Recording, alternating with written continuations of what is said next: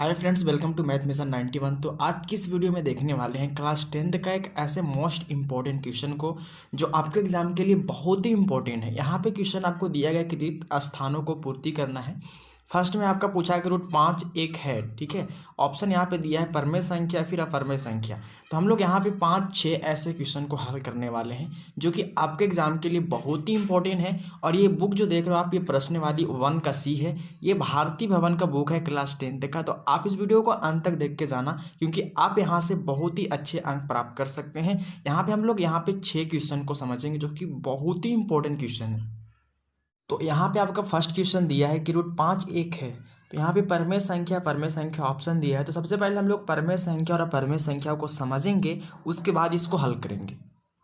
तो यहाँ पे सबसे फर्स्ट में हम लोग देखेंगे परमेय संख्या किसे कहते हैं। देखो, जिस संख्या को हम पी बटा क्यू के रूप में लिख सकते हैं ना, उसे क्या कहते हैं? परिमेय संख्या कहते हैं, ठीक है। परमेय संख्या के मतलब जिस संख्या को हम पी बटा क्यू के रूप में लिख सकते हैं, जिस संख्या को हम बट्टे के रूप में लिख सकते हैं, उसे क्या कहते हैं? परमेय संख्या। पी बटा क्यू के मतलब, मानो कि पी बटा क्यू के मतलब हम हो गया 6/5 ले लिए।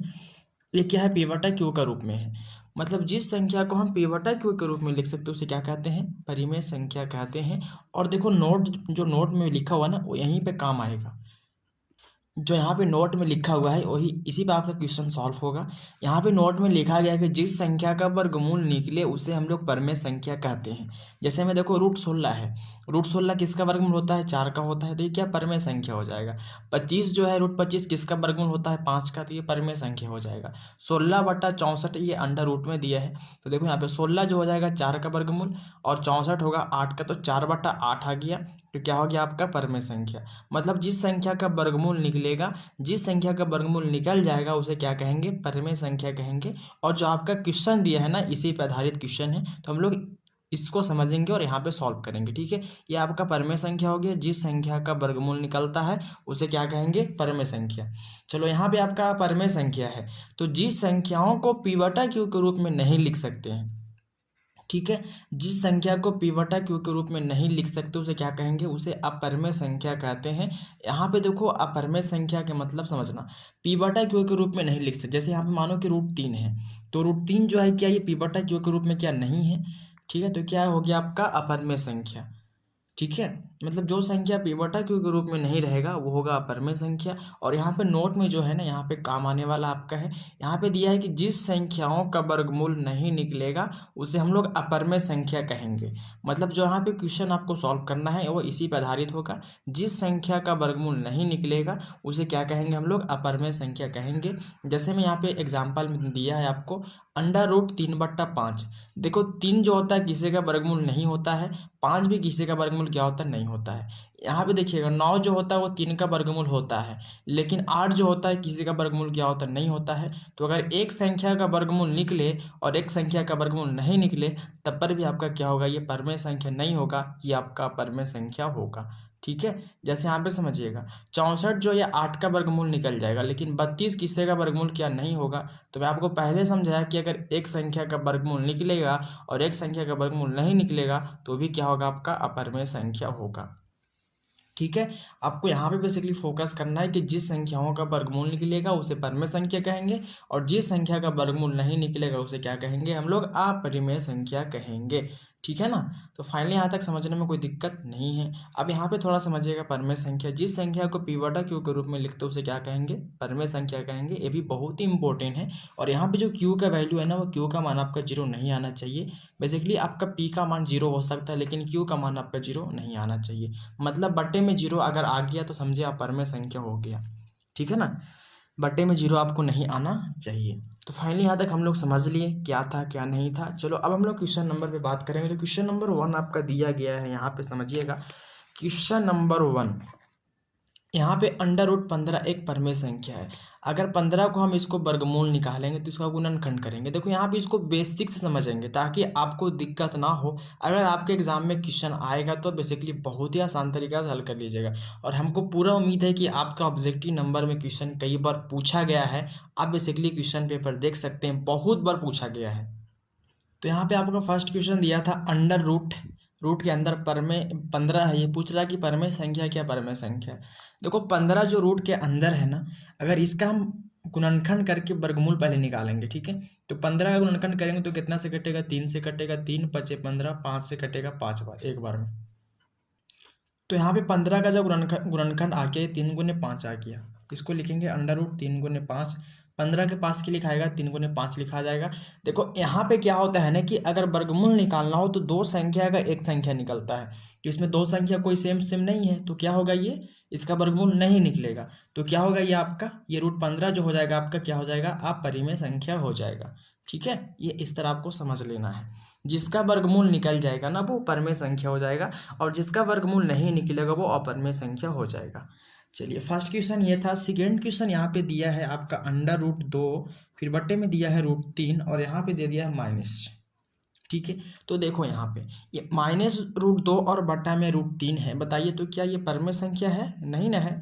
देखो 2 जो होता है किसी का वर्गमूल नहीं होता है, और रूट यहाँ पे 3 भी किसी का वर्गमूल नहीं होता है, तो जो वर्गमूल निकलवे नहीं करेगा तो अपरिमेय संख्या होगा। तो कौन संख्या होगा, ये आपका अपरिमेय संख्या होगा, ठीक है। तो आपका रूट 2 बट्टा रूट 3 क्या हो गया, आपका अपरिमेय संख्या, ठीक है। सेकेंड का भी समझ गए। थर्ड नंबर में क्वेश्चन दिया है आपको, समझिएगा थोड़ा सा, 4 प्लस रूट 11। अब देखो ये थोड़ा समझना, ये बहुत ही इंपॉर्टेंट है। देखो 4 जो है ये क्या, रूट से बाहर, मतलब ये वर्गमूल ऑलरेडी निकला हुआ है। जो संख्या रूट से बाहर है उसका वर्गमूल निकला हुआ है। ये 4 तो आपका परिमेय संख्या है। 4 क्या है आपका, परिमेय संख्या, ठीक है। 4 क्या है आपका, परिमेय संख्या है। लेकिन जो रूट 11 है, बताओ रूट 11 किसी का वर्गमूल होता है का, नहीं होता है रूट 11 किसी का वर्गमूल। तो ये हो गया आपका अपरिमेय संख्या। जिसका वर्गमूल निकल जाएगा वो परिमेय संख्या होगा, और जिसका नहीं निकलेगा वो अपरिमेय संख्या। तो 4 तो पहले निकला था तो परिमेय संख्या हो गया, रूट 11 को नहीं निकलेगा तो अपरिमेय संख्या हो गया। तो एक परिमेय संख्या और एक अपरिमेय संख्या का योग क्या होता है, एक अपरिमेय संख्या और परिमेय संख्या क्या होता है, हमेशा एक होता है अपरिमेय संख्या, ठीक है। क्या होता है, अपरिमेय संख्या। तो आपका आंसर क्या होगा, अपरिमेय संख्या होगा। तो 3 नंबर आप समझ गए। अब देखो 4 नंबर में क्या दिया है। तो 4 नंबर में यहाँ पे आपको दिया गया है 1 बट्टा रूट 5। तो यहाँ पे समझिएगा, देखो एक तो पहले रूट से बाहर है, ये आपका हो गया परिमेय संख्या, जिस ये ऑलरेडी वर्गमूल निकला हुआ है। रूट के बाहर के मतलब ये वर्गमूल निकल के बाहर है, तो ये वर्गमूल जब निकल गया तो कौन संख्या हो गया आपका, एक हो गया परिमेय संख्या हो गया, परिमेय संख्या, ठीक है। ये परिमेय लिखा हुआ आप समझिएगा थोड़ा सा, ये परिमेय संख्या हो गया। लेकिन रूट जो 5 है यहाँ पे देखो, जो रूट 5 है ये क्या वर्गमूल निकलेगा का, नहीं निकलेगा ना। तो रूट 5 जो है किसी का वर्गमूल होता नहीं है, तो ये हो गया आपका अपरिमेय संख्या। क्या हो गया, अपरिमेय संख्या। तो आपको पता होना चाहिए कि एक परिमेय संख्या और एक अपरिमेय संख्या हमेशा का हो जाता है आपका, तो हमेशा हो जाता है आपका अपरिमेय संख्या। क्या होता है, अपरिमेय संख्या होता है, ठीक है। मतलब एक परिमेय संख्या और एक अपरिमेय संख्या क्या होता है आपका, अपरिमेय संख्या होता है। चलो यहाँ तक 4 नंबर तक समझ लिए। अब देखो 5 नंबर में थोड़ा टेढ़ी मेढ़ी करके दिया है, तो टेढ़ी मेढ़ी को भी समझ लेंगे। 5 रूट 8 है और बट्टी में क्या है, रूट का 2 है। ये आपका 5 नंबर में क्वेश्चन दिया हुआ है, तो थोड़ा समझिएगा इसको। देखो यहाँ पे 5 जो है ये तो रूट से बाहर है, तो जो रूट से बाहर का मतलब वर्गमूल निकल के बाहर है, तो ये परिमेय संख्या है। लेकिन रूट 8 और रूट 2 ये रूट के अंदर है, तो पहले रूट 8 का हम निकालेंगे, गुणनखंड से क्या करेंगे, इसका वर्गमूल निकालेंगे। तो पहले 8 का गुणनखंड कर लीजिएगा, 2 से कटेगा 4 बार में, 2 से कटेगा 2 बार में, 2 से कटेगा 1 बार में। तो 5 का 5 रहेगा, रूट 8 के मतलब यहाँ पे रूट हो गया। 8 का जो गुणनखंड आएगा वो 2 गुना 2 गुना 2 आएगा, और बट्टे में क्या है आपका, रूट का 2 है, हो गया। चलो अब देखो यहाँ पे हमको रूट मतलब इसका वर्गमूल निकालना है। रूट अंदर हो गया 8 का, ये 2 डबल मतलब कितना, 3 आ गया, 3 गो यहाँ पे 2 आ गया, तो इसका पहले वर्गमूल निकालेंगे। तो 5 का 5 रहेगा। अब इंटू का मतलब जो होता है ये गुना होता है। क्या होता है, गुना होता है। देखो वर्गमूल में क्या रूल है कि दो संख्या का एक संख्या निकल जाती है। अगर दो संख्या रूट के अंदर सेम टू सेम है तो एक संख्या निकलेगा उसका। जैसे ये दोनों सेम टू सेम है तो एक दो बाहर आ जाएगा। अब देखो ये है एक दो लेकिन एक और नहीं है, तो देखो यहाँ पे एक दो है लेकिन एक और दो नहीं है। मतलब आपको जोड़ा मिलना चाहिए। जैसे ये दो को जोड़ा मिला था, एगो निकल गया, तो अब इसका जोड़ा कोई नहीं है तो ये रूटे में रहेगा ना, ये रूटे में रहेगा। और बट्टा में क्या है आपका, बट्टा में आपका √2 का √2 रहेगा। ठीक है, समझ में आया यहाँ तक। मैंने √8 को गुणनखंड किया तो मेरा 332 आ गया। अब यहाँ पे हम लोग वर्गमूल निकालने का नियम जो होता है वो दो संख्या का जोड़ा निकलता है। जैसे दोनों संख्या अगर मिल रहा तो एगो संख्या निकलेगा, तो एगो निकल गया। अब इसका कोई जोड़ा नहीं मिल रहा तो ये रूटे में रह गया। चलो अब इसको गुना कर लो, तो 5 दूना 10 हो गया, और √2 का √2 हो गया, बटे में क्या है, √2 है। ठीक है, देखो √2 से √2 कट जाएगा, बचेगा क्या मेरा 10। 10 जो है क्या रूट से बाहर है, ये एकदम आज़ाद है, इसके ऊपर रूट है नहीं। तो रूट से बाहर के मतलब क्या हो गया, ये आपका, ये हो गया आपका परिमेय संख्या। जो संख्या रूट से बाहर है वो क्या होगा आपका, परिमेय संख्या होगा। ठीक है, क्या है, ये आपका परिमेय संख्या है। तो यहाँ तक समझने में कोई दिक्कत आपको नहीं है। चलो यहाँ तक आपका बुक का क्वेश्चन दिया हुआ था। अब 6 नंबर में क्वेश्चन हम आपको दे रहे हैं, बताइए कौन सा संख्या होगा। 64/81 दोनों रूट में है।